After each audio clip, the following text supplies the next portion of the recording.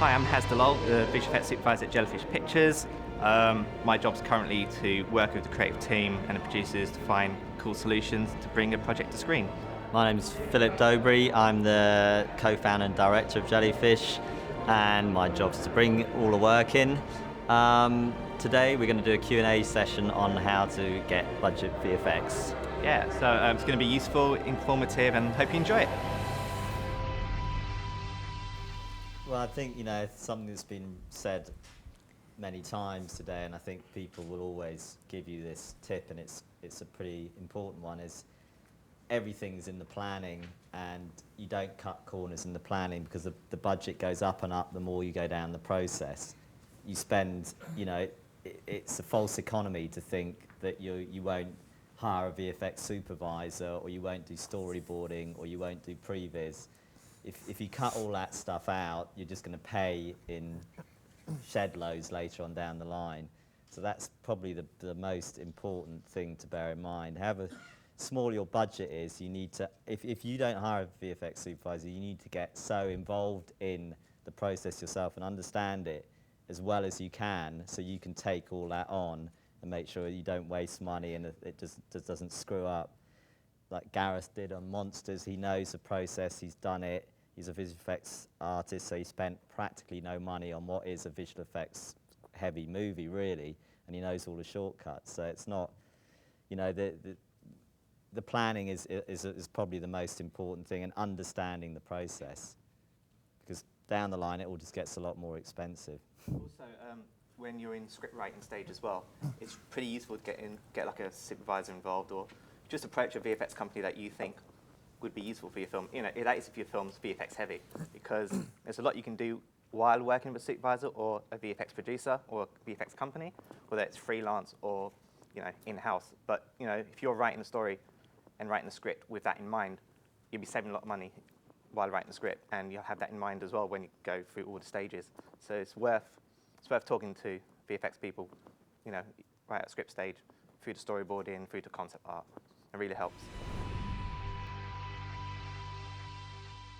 The favourite way is for us to read the script, assuming that there is one at that stage, because that allows us, along with our experience, to identify where there might be some visual effects needs, and also advise upon, again, based on experience, where other films have tried to do similar things to varying degrees of success, and that experience we can pass on and say, actually, if you want to do a scene in this location in this way, we recommend you do it like this, because it will save you either money in the visual effects or money on the production side.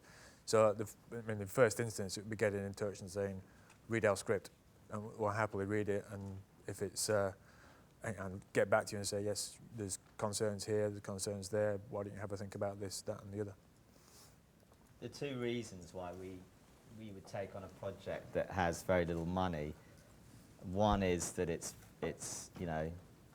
very exciting, and it's going to get us somewhere, and it's great stuff for the show reel.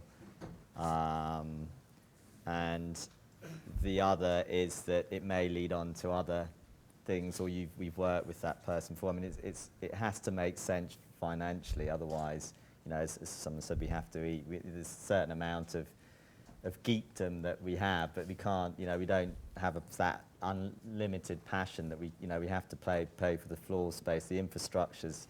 We're a company of 60 people, which is relatively pretty small compared to a lot of other companies we've been hearing from.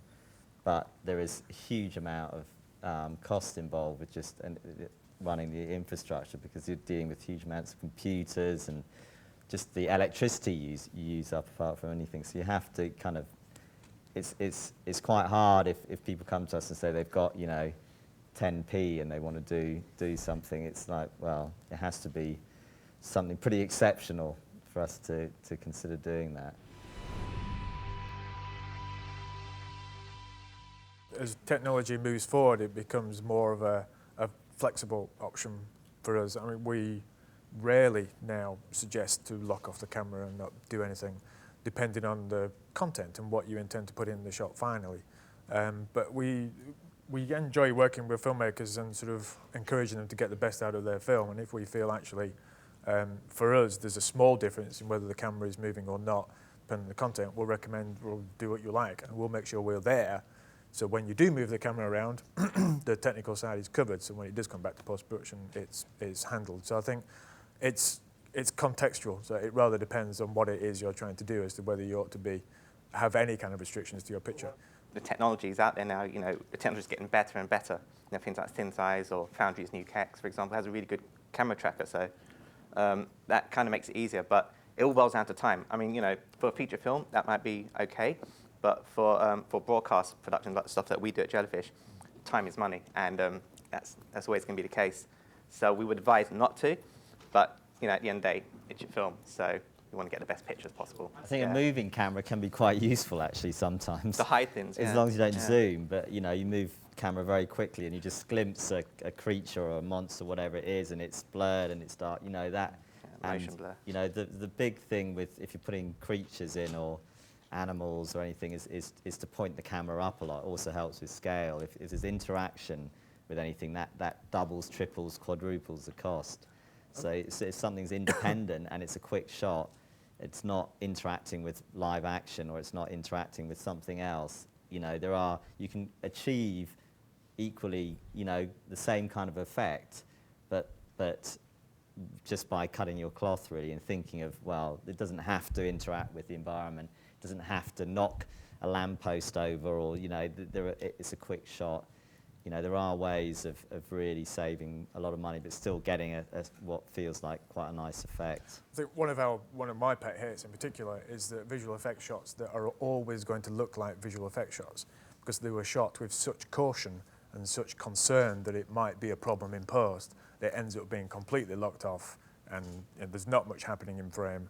And then you've got all this lovely drama happening, and then you cut to the visual effects shot, and then you cut back to the drama again. And that's very much a pet hate, because it's actually much harder to make a shot blend in with drama when it's shot completely different from the rest of the drama. It's almost just making sure that consideration, that's my pet hate, because it's the toughest challenge. It'll be the DOP. It's good to get involved before shooting, for the supervisor or the producer to meet with the DOP, try to work out the shots and understand, what sort of lens to use, whether you should shoot on a red or whether you should shoot on film or, that sort of thing, sort of lighting setups. Because all these things on set really affects how the visual effects are going to work. In post, our most successful projects are always ones where we get on very well with the director and we have a very open communication about the effects, what they want to achieve, where, they can save money, where where they're going to spend money and they're going to get the greatest amount on screen, and advise them away from the kind of the difficult shots which are never going to look very good, and actually make them aware of the, the assets that they already have and how we can utilize those in other shots. And ultimately they're the director for us is the person who's signing off the shots all the way through. So if you have them on side, then, that's 90% of your work done.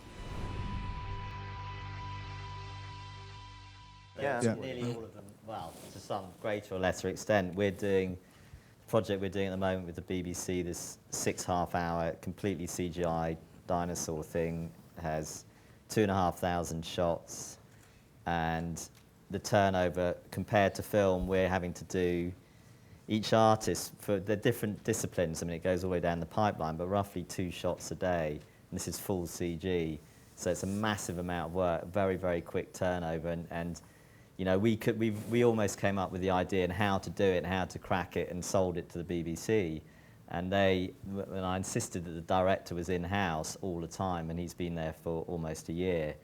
And there's no way that we could have done that if they hadn't been there. We're effectively like a production office. Everything is being done in one building.